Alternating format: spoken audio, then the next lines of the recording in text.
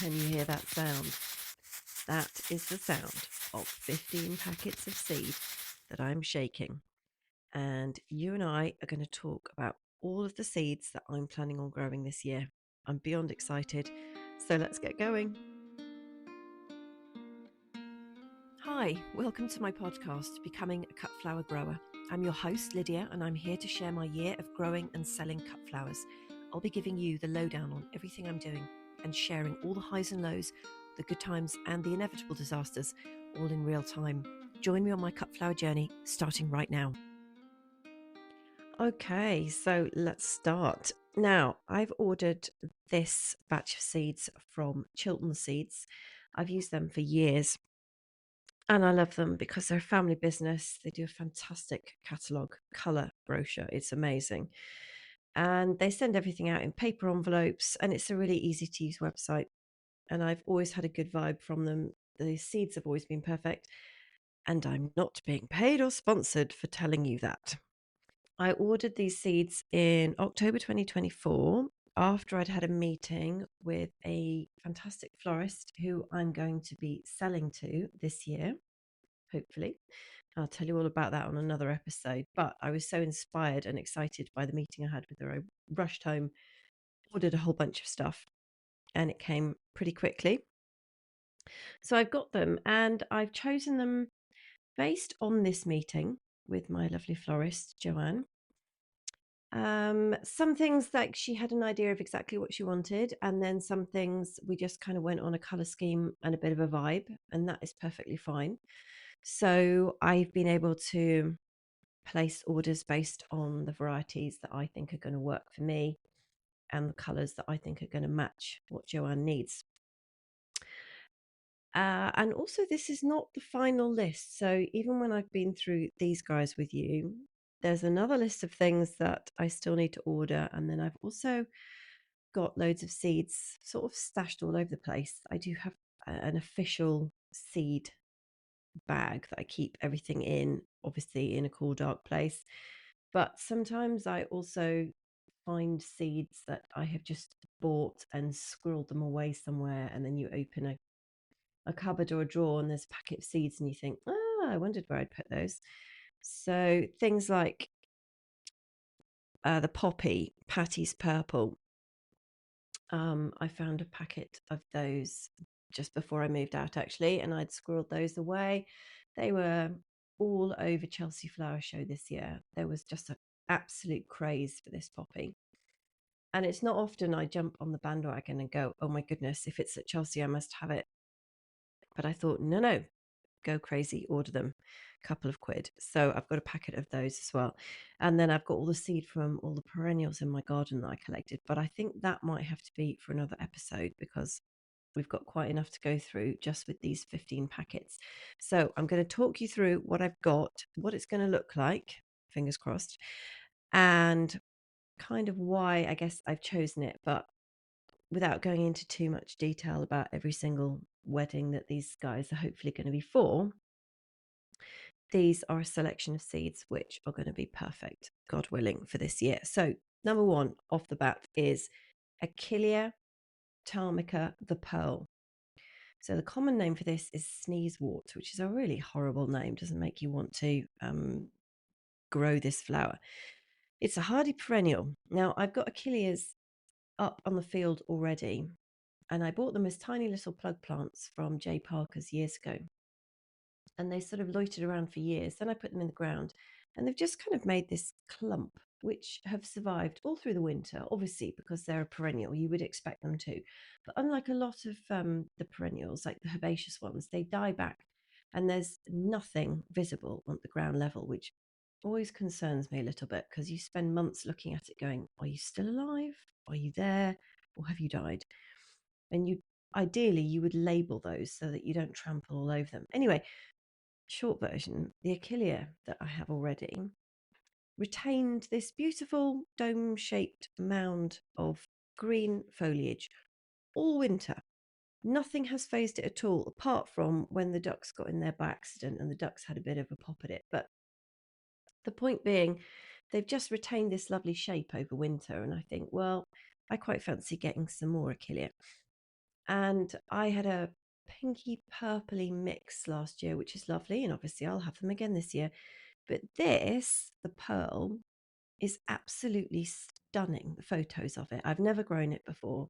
It's going to 75 centimeters tall, and the flowers are pure white doubles. It looks very, very pretty. And I think that will be a great filler. I'm imagining this one to be a filler plant. Now, if you've listened to one of my previous episodes where I talked about fillers and saying that they're well worth having, they're basically like literally, as the name would suggest, they're what's going to sort of fill or bulk out a bouquet. So you wouldn't have bouquets, or florists aren't going to be working with just like the main focal flower.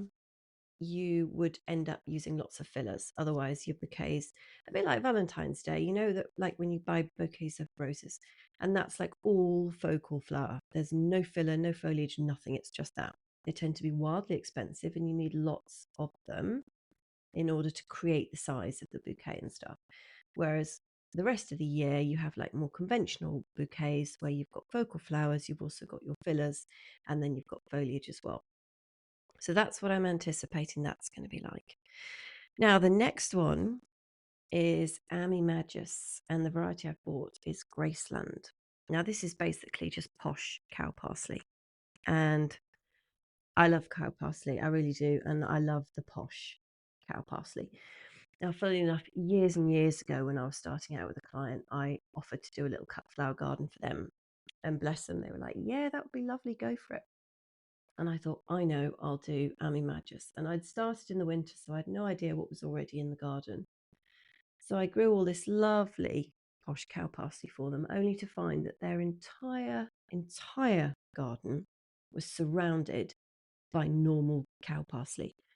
So my fancy stuff kind of got outgunned by miles of normal cow parsley. So lesson learnt there, always make sure the clients don't already have what you're planning on growing for them. Now, the next one, Antirrhina Magus, so snapdragons. Now, this is the Madam Butterfly double series. It's called F1 Hybrid Bronze. It's going to be hopefully 75 centimeters tall, and it's a gorgeous apricot, a double one. And according to Chilton's, this is very on trend, and I believe them because bronze flowers have been very trendy, are very trendy. And I guess because this one is super tall, it should make a really good cut flower. Can't wait to get going with those. I've got some snaps that have overwintered, actually. I was looking at them the other day and just pruning them a little bit. And it's always the way when you actually want them to overwinter, they die. And when you just abandon them somewhere in a bucket, not a bucket, but you know, like a black pot, just abandon them in a field somewhere, they're like, oh yeah, we're going to survive this year, we're going to make it. So that's what's happened. I don't know what colours. I think they're going to be pink. I've already got up there. So anyway, I'm looking forward to that bronze, apricot bronzy colour. Next on the list, Breeza Maxima. This is an ornamental grass. So pretty. Not very tall, 45 centimetres. So hopefully not going to be as piddly as the bunny tails grass that I grew last year, which was just tiny. But if these things do actually get up to 45 centimetres, that would be great. They've got very pretty oval shaped little flower heads that kind of droop over. I'm hoping that there's lots of volume in the plant, and so, well, we'll wait and see. I love growing grasses. It's nice to try something new every year. If it works, it works. If it doesn't, it doesn't. All right, next on the list, Calendula officinalis, which is a pot marigold. Horrible name, hate that. Anyway, this one is called Sherbet Fizz. It's a little diddy one, 45 centimeters, apricot. Looks gorgeous, looks really pretty with dark centers. Now, I have bought a surprising number of slightly shorter ones this year. And I'm thinking about table displays like bud vases. They're still really popular, and it's gorgeous to have lots of low level, sorry, bud vases running down your wedding tables. You don't have to have everything, a meter tall in candelabras, massively obstructing the table. It's lovely to have low stuff. So I thought these looked really, really pretty. We'll see what happens. Pot marigolds are also supposed to be really easy to grow. Next one on the list, Centaureus cyanus snowman. This is a pure white cornflower, double one, growing to 1.2 meters high. I had a lot of success with cornflowers last year. They're such a great one to start with. And they did, they did really well all season, but they were better as a cut flower slightly early on where I was in control of the staking. Now, if you've listened to previous episodes, you'll hear me. I often start off really well with the staking, and then the season gets incredibly busy. It all gets out of control. You turn your back for 5 minutes, and all of a sudden, everything's just all over the place. But I am going to be better organized this year and have the staking set up in advance. These guys are not going to get away from me this year. And I grew a very, very dark cornflower last year, like a really dark wine, almost black. It was very striking, very unusual. But I have decided not to do it particularly this year. If I've got any seeds that I find, I think I did collect some seeds, I'll do it again. But it was a little bit too dark. So we're going this year with white. And then my next one is also another cornflower. It's called Blue Diadem. This is only getting up to 75 centimeters apparently, and it's bright blue double flowers. So that should be good. Okay, next on the list. Right, I'm super excited about this. Cephalaria gigantea, aka the giant scabious. Now, this is a hardy perennial. So this should last for years if I get it right. Now, this grows to a whopping 1.8 meters, which is about 6 foot tall. And it's got really large scabious-like flowers. And scabious are really popular with florists. They absolutely love them. I haven't grown this before, so I am particularly excited about this. I'm trying not to get too excited because then I will put myself under so much pressure to get it right that it'll get a bit stressful. So I'm going to try and be relaxed about it. But between you and me, I'm super excited. Next one. Oh, Craspedia globosa. Now, this is also known as billy buttons or drumsticks. These are crackers, these little things. They look like little yellow golf balls on sticks. They look almost unreal. Very odd, very bright yellow, which I'm not a huge fan of. But I saw these online and I thought, oh my goodness, these are going to be the most fantastic pop of colour. They're so different, so unusual. In fact, about a month ago, I saw them in a flower display by a florist, and they wouldn't be flowering in January. So they've obviously been imported and they just look stunning. And I thought, I am so glad I have bought these seeds. I cannot wait to actually have these myself. And I'm anticipating that they will do very well as dried flowers as well. So that's a win-win if I can't manage to sell them all the first time around. Next on the list, I've got two different Nigellas here. So Nigella papillosa. One is called Midnight, which is a 90 centimeter dark purple. And the other is part of the Persian Jewels range. It's rose coloured. So it's got this gorgeous deep pink colour. That's only getting to 60 centimeters. But the great thing about Nigella, of course, is that you end up with these stunning looking seed pods. So again, it's worth keeping some of these back, letting them go to seed and use them as dried flowers. Sell them in the wintertime as dried flowers, or you could put them in wreaths or arrangements. Don't have to sell all of the flowers. Okay, next on the list, quintessential filler this is Orlaia grandiflora, aka the white lace flower. These are so pretty. They get to 60 centimeters. They make wonderful fillers. They're like a sort of a variation of the poshest cow parsley you can imagine, but much smaller.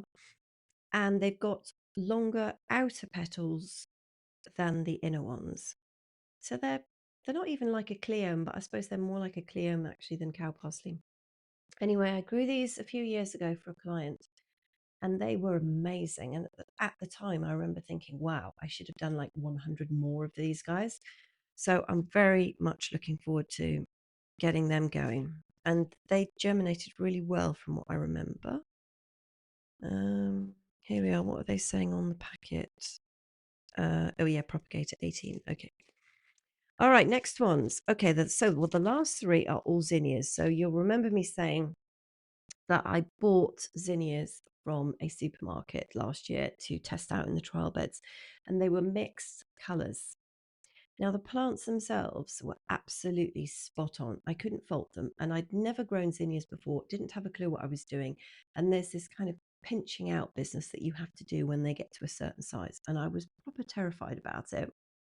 I had all these reminders on my phone, like, don't forget to pinch the zinnias out. And coming from a gardener perspective, I have not pinched out. In fact, I haven't grown zinnias before, so I've never had to pinch them out before. But the concept of like taking buds off it really kind of went against the grain of what I spend most of my time doing, which is to maximize the number of flowers. So you'd end up with a completely different shaped zinnia if you were growing it in your garden. But when you're doing it for cut flowers, you have to take the side ones off at a certain point so that you end up with these beautiful, really tall stems with just like a single flower at the top. So I managed to do that last year and I ended up with gorgeous flowers. But because I'd bought mixed packets, some of the colours were absolutely vile. I mean, just like battery acid yellow. Some of the reds were just a bit nasty, wouldn't go anything with anything. The purples were lovely, I remember that, and the whites were absolutely stunning. So I thought this year, don't be buying mixed random packets of stuff. Choose exactly the colors and the styles that you want. So one of the ones I've got they're all called Zinnia elegans. And then the first one is Super Cactus Senorita. Now, this is the tallest one at 90 centimeters, and it reminds me so much of a dahlia. It's almost like the fimbriated dahlias. So it's salmon pink in color and it's got spiky petals. Now, if you know your zinnias, you know that they're actually tend to have flat, smooth petals. Well, this one's got spiky ones, which kind of curl up a little bit at the ends.